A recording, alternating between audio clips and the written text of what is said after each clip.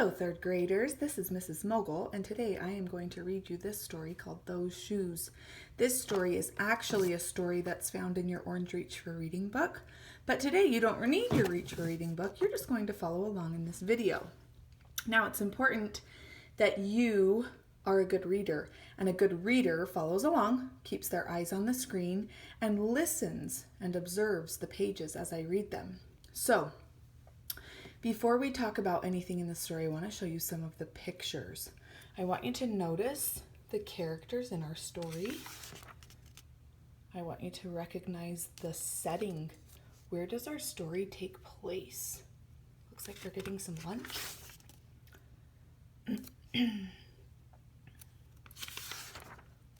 Make some predictions about what you think might be happening. A prediction is a guess about what might be happening in our story. This is a little thought bubble. This means our character is thinking about something. Oh, he's trying on shoes.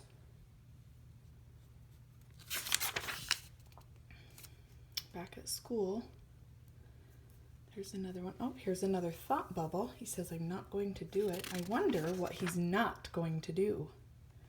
Then it ends with some snow on the ground. So as we read those shoes, you need to be aware of the genre. The genre is the type of story that we're going to read, and this story happens to be realistic fiction. Realistic fiction is a story that tells about events that could really happen, but they're not true. This is not a true story, but it could really happen. Also notice the characters. Characters are the people in the story, and this story is told by a character named Jeremy. He uses words like I, me, and my to tell his story. So he's telling this story from his point of view. Let's begin. You will notice as I read that there's bolded words and highlighted words throughout the text. You'll see what those all mean as we read the story a second time. Let's begin. I have dreams about those shoes, black high tops, 2 white stripes. Grandma, I want them. There's no room for want around here, Grandma says. What you need are new boots for winter. Next page. Brandon T. comes to the school in those shoes. He says he's the fastest runner now. Not me. I was always the fastest runner before those shoes came along. Next, Alan, Jacoby, and Terrence each get a pair. Then one day in the middle of kickball, one of my shoes comes apart. Looks like you could use a new pair, Jeremy, Mr. Alfrey, the guidance counselor, says. He gives me a pair of shoes with a cartoon animal on it. Do you see that cartoon animal?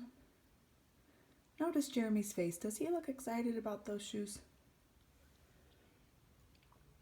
When I come back to the classroom, the only kid not laughing is Antonio Parker. At home, Grandma says, how kind of Mr. Alfrey. I nod and turn my back. I'm not going to cry about any dumb shoes. On Saturday, Grandma says, let's check out those shoes you're wanting so much. I got a little bit of money set aside. It might be enough. You never know. At the shoe store, Grandma turns those shoes over. She checks the price. When she sees it, she sits down heavy. Maybe they wrote it down wrong, I say. Grandma shakes her head. Then I remember the thrift shops. We ride the bus to the first one. There's every kind of shoe, except the ones I want. We ride the bus to the second thrift shop. Not a pair of those shoes in sight. Around the corner is the third thrift shop. I see something in the window. I shove my foot into the first shoe. Grandma feels for my toes at the end of the shoe. Oh, Jeremy, she says, I can't spend good money on shoes that don't fit. They're okay, I say, curling my toes. Then I buy them with my own money. A few days later, Grandma puts a new pair of snow boots in my closet. She doesn't say a word about my 2 big feet shuffling around in my 2 small shoes. Sometimes shoes stretch, I say. I check every day, but those shoes don't stretch. I have to wear my Mr. Alfrey's instead. One day during math, I glance at Antonio's shoes. One of them is taped up, and his feet look smaller than mine. That night I am awake for a long time thinking about Antonio. When morning comes, I run across the street to Antonio's apartment. I put the shoes in front of his door. I push the doorbell and run. At school, I feel happy when I look at Antonio's face, and mad when I look at my Mr. Alfrey shoes. Later, snow is everywhere.